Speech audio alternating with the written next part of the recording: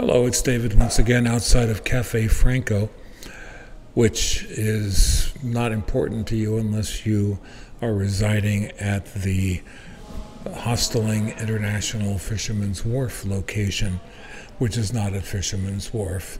It's at Fort Mason in San Francisco, but nobody knows Fort Mason unless they live here. I'm staying because it's gotten too hot in Fremont and the South Bay and those places where I normally busk. So I came up here to get into cooler weather from a change of about 95 degrees down to about 67 degrees. Not bad for a span of 25 miles. Anyway, I've been going up and down the coastal area. If you have a California map handy, I've gone from Santa Cruz to Pescadero to Half Moon Bay to Pacifica, and there are two hostels on the coast that charge about $35 or $40 a night, and also the one in San Francisco, one of the two in San Francisco. So I'm on the road once again, and the thing about it is, busking for me, that may differ for you, but for me, busking works in a place that is, shall we say, culture-starved. I was in Half Moon Bay, a city of 11,000 people, and had one of my best days ever in front of a store. I went to Pacifica, next to what's called the Taco Bell Bistro, or rather the Taco Bell, what's it called? The Taco Bell Cantina. All that means basically that they have an expanded menu and they have beer and wine. But that's not the reason I called you here together. What I'm really interested in is the difference in reception. I have performed at about 7 venues in San Francisco in front of a couple stores. I got kicked out of a Safeway store off their land because it is not a shopping center, and they realize that what happened was they terminated the leases on the other shops, which meant no longer being a shopping center, I was no longer protected by the shopping center ruling of the famous Pruneyard versus Robbins case that was settled by the Supreme Court in 1980. That was where the U.S. Supreme Court upheld the California Supreme Court, saying that a shopping center is designed as a community gathering spot, and therefore First Amendment rights and private property rights do not conflict. And since it is the de facto community center, therefore a shopping center cannot bar people exercising their free speech, which includes busking.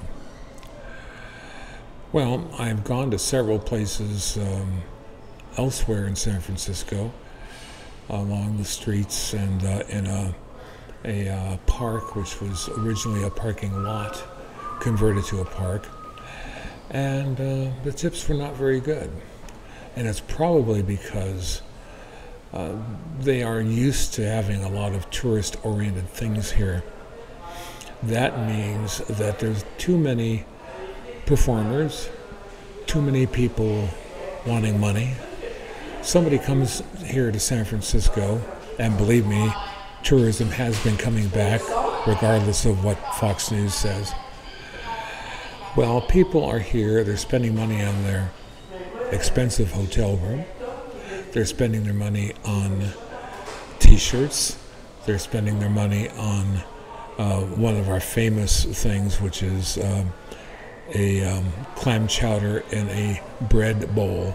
It's kind of a bowl sort of thing, hollowed out inside, and they dump clam chowder into it. Very big thing here. So they're spending money on all those things, and pardon me. They're spending all their money on those things, and they don't really have enough money or interest in tipping musicians like me. So, I got some response, but not very much. It was funny.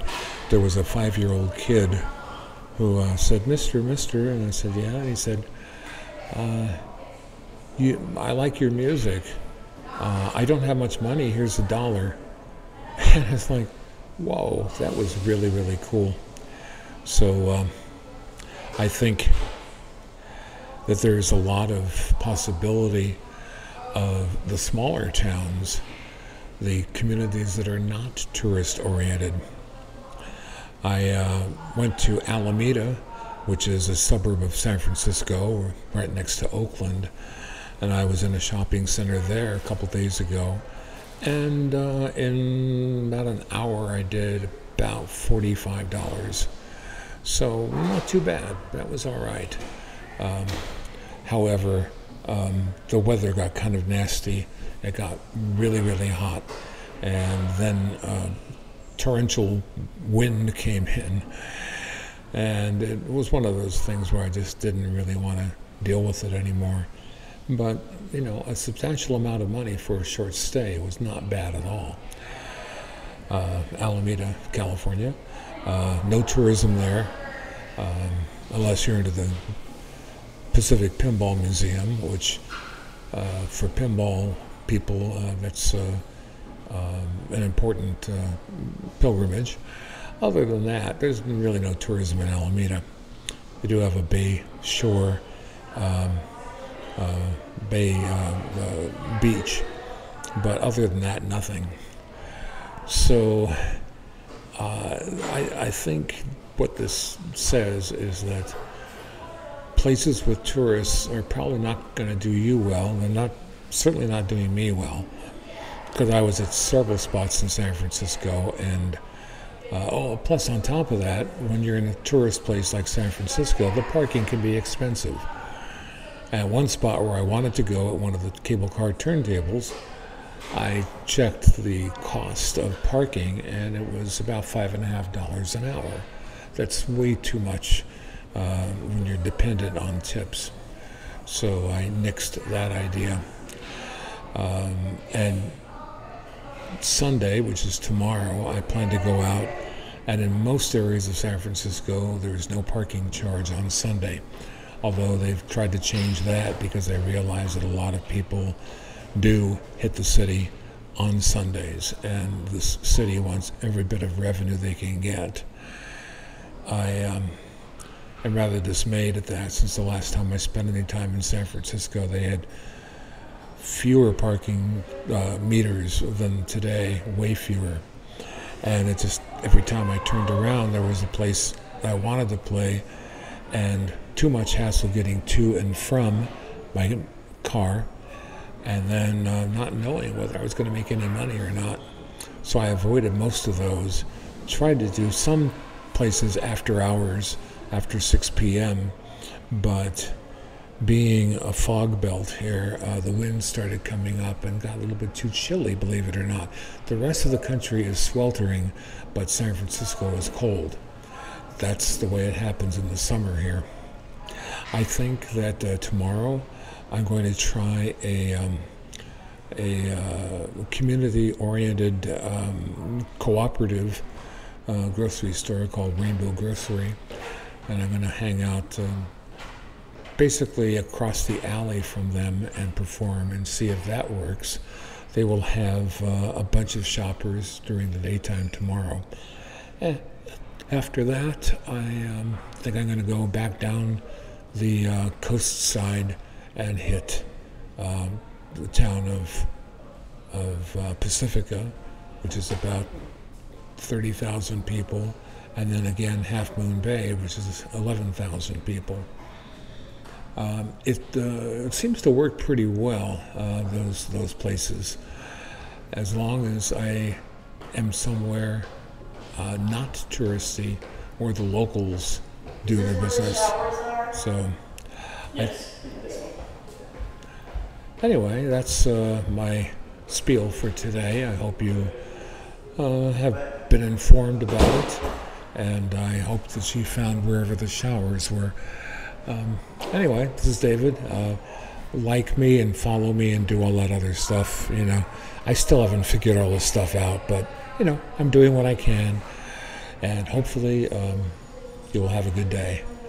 And I will, actually, even if I don't make much money. I so much enjoy talking with people, and that's really cool. And for me, that's what it's about.